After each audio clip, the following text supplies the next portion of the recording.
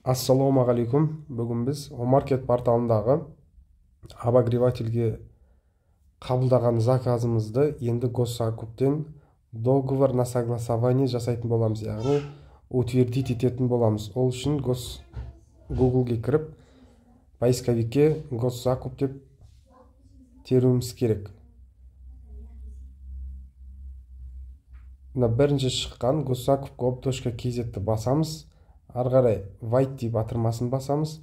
Выберите ключ деп басамыз. Выбрать другой сертификат дейміз. Енді мына жерде өзіміздің ключімізді тауып аламыз. ETSP ключімізді. IP болса IP-ның, TO болса TO-ның. Осы жерде out деген басталатынын басамыз. Енді ключтің паролін жазатын боламыз. Осы жерде әркім өзінің паролін тереді. Арғарай окей дейміз. Мына жерде бізде қазақша шрифт қойылып қапты. Енді қайтадан ағылшынша қойып, парольді қайтадан теретін боламыз. Қайтадан жаңағы ключті табамыз. Out деп басталатынын тереміз, міне басамыз. Сөйтеміз де парольді қайтадан дұрыстап енгіземіз.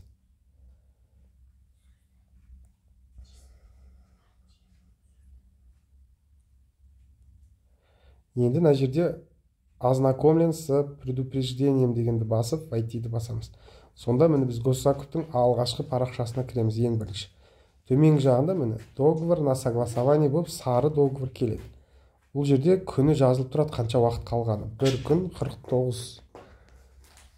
19 сағат 30 минут деп көрсетіліп тұр. Осы жерді басатын болсақ, жоғары жағында міне жоғары жағында договор и согласование деген бөлімге өтеміз. Енді мына жердегі договорды толық оқып шығуға болады. Және бұл жерде толтыратын нәрсе міне основание поставщика деген жер тұр. Сол жерді басамызда на государственном и на русском языке дейді. Екеуіне де талон деп жазып шығамыз. IP болсақ талон деп жазылады. Одан кейін сохранить батырмасын басамыз.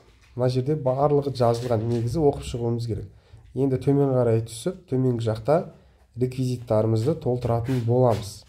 Ол үшін ең төменгі жағында мына жерде бізде бик деген жас көк түспен белгіленіп тұр. Соның үстінен бассақ, автоматты түрде бізге счеттар шығады. Солардың ішінен IP-ның счетін таңдаймыз. Бізде міне өзі бірінші шығып тұр, 38-15 пен аяқталатын. Соны таңдап, сохранить батырмасын басамыз.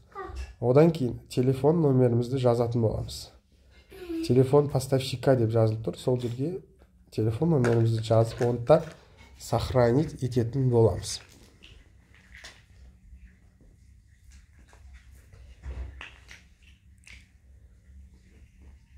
Договор на согласование негізі 5 күнге келеді. 5 күнге.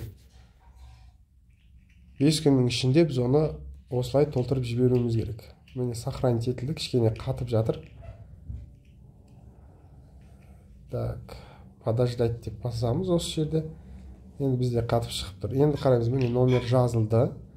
Төменгі жағында барлық товарға қатысты данныйлар жазылған. Қанша күнде жеткізу керек, суммасы қанша, штугы қанша, барлығы, штугына қанша теңгеден барлығы жазылған. Енді төменгі жақта бізде жасыл кнопка тұр, утвердить договор деген. Соны басамыз, мінекей осы жерде, утвердить договор. Болды, біз, яғни договор на согласование утвердить еттік. Енді бізге договор на подписание келеді. Ол 3 рабочий күнге келетін болады. 3 рабочий күннің ішінде біз оны міндетті түрде қол қойып жіберуіміз керек. Оны да алдағы уақытта көрсететін боламын. Мені осы жерден қарап отырсаңыздар болады, міне согласование бөлімінде. Жаңағы согласование бөлімінен біз қай күні подписаться еттік, утвердить еттік согласование, заказчик қай күні жіберді. Барлығын сол жерде нақты қарап отырсақ болады. Алдағы уақытта договор на подписание, оны да мен сіздерге толығымен көрсететін боламын. Ол үшін каналға жазылып, қолдау білдіре кетіңіздер.